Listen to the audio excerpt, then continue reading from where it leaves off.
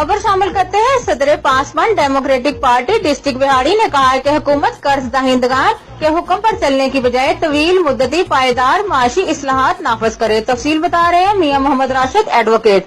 जी राशिद साहब, तफसीलात से आगाह कीजिएगा। पासवान डेमोक्रेटिक पार्टी के दलील सदर मियां जियान एडवोकेट ने कहा है कि रुपए की कदर में कमी की चाल ने काम नहीं किया, बल्कि इसका उल्टा असर हुआ है और पहले से कमजोर मैशियत की हालत मजीद खराब हो गई है।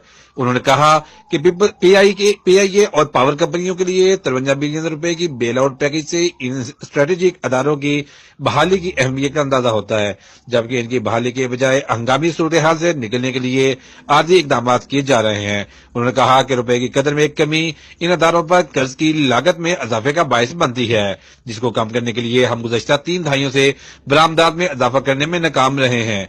इस इक़दाम ने हमारे कर्जों का बोझ बढ़ाया है। बढ़ती हुई अफरादेदार कारोबार करने के अखराजात में इजाफा, जिसके नतीजे में सनती जवाल, सरमायाकारी में कमी, पैदावार और रोजगार में कमी इस मुल्क में गुर्बत और सामाजिक खंजतानी में तेजी से इजाफा की वजह है।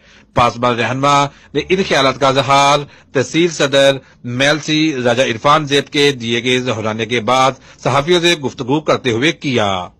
कैमरामैन मोहम्मद रजा के साथ मियां मोहम्मद रशीद एडवोकेट, बिहाड़ी।